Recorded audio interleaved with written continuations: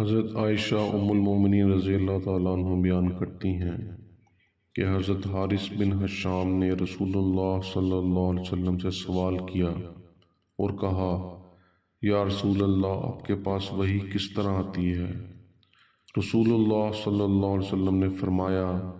کبھی کبھی وحی گھنٹی کی آواز کی طرح مسلسل آتی ہے اور یہ مجھ پر بہت شدید ہوتی ہے۔ یہ وحی جب منقطع ہوتی ہے تو میں اس کو یاد کر چکا ہوتا ہوں، اور کبھی میرے پاس فرشتہ انسانی شکل میں آتا ہے اور مجھ سے کلام کرتا ہے، اور جو کچھ وہ کہتا جاتا ہے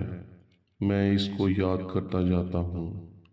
حضرت عائشہ نے کہا،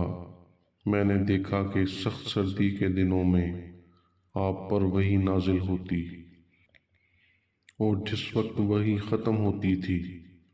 تو آپ کی پیشانی سے پسینہ بہہ رہا ہوتا تھا۔ نبی صلی اللہ علیہ وسلم نے وحی کی پہلی قسم کی تشبیہ گھنٹی کی آواز سے دی ہے، جس کی آواز مسلسل سنائی دیتی ہے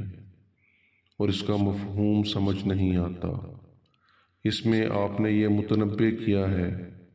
کہ جس وقت یہ وحی قلب پر نازل ہوتی تو آپ کے قلب پر خطاب کی ہیبت طاری ہوتی تھی اور وہ قول آپ کو حاصل ہو جاتا، لیکن اس قول کے ثقل کی وجہ سے آپ اس وقت اس کو یاد نہیں کر پاتے تھے۔ لیکن اس قول کے ثقل کی وجہ سے اس وقت آپ کو اس کا پتہ نہیں چلتا، اور جب اس کے جلال کی ہیبت زائل ہو جاتی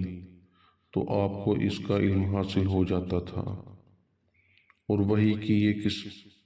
ایسی ہے جیسے ملائکہ پر وحی نازل ہوتی۔ حضرت ابو ہریرہ رضی اللہ تعالیٰ عنہ بیان کرتے ہیں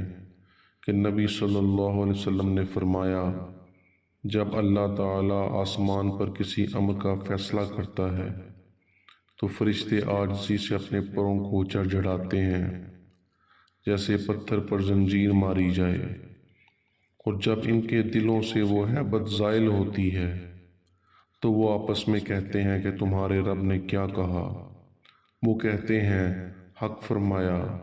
اور عظیم اور کبیر ہے۔ اور اس حدیث میں ہم پر یہ ظاہر ہوا ہے کہ وحی کی پہلی قسم دوسری سے شدید ہے۔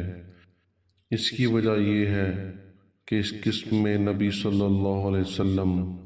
حالت بشری سے فرشتہ کی حالت کی طرف منتقل ہوتے تھے، پھر آپ پر اس طرح وحی کی جاتی جس طرح فرشتوں پر کی جاتی ہے، اور یہ آپ کے لیے مشکل تھا۔ اور دوسری قسم میں فرشتہ انسانی شکل میں آتا تھا، اور یہ قسم آپ کے لیے آسان تھی۔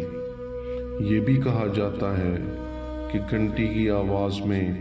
ہر چند کے عام لوگوں کے لیے کوئی معنی اور پیغام نہیں ہوتا، لیکن نبی صلی اللہ علیہ وسلم کے لیے اس آواز میں کوئی معنی اور پیغام ہوتا تھا، جیسا کہ اس ترقی یافتہ دور میں ہم دیکھتے ہیں۔ جب ٹیلی گرام دینے کا عمل کیا جاتا تھا تو اس طرف سے صرف ٹک ٹک کی آواز آتی تھی، اور دوسری طرف سے اس سے پورے جملے بنا لیے جاتے تھے۔ اسی طرح ہو سکتا ہے کہ وحی کی آواز بظاہر صرف گھنٹی کی مسلسل ٹن ٹن کی طرح ہو، اور نبی صلی اللہ علیہ وسلم کے لیے اس میں پورے فصیح و بلیغ جملے موجود ہوں۔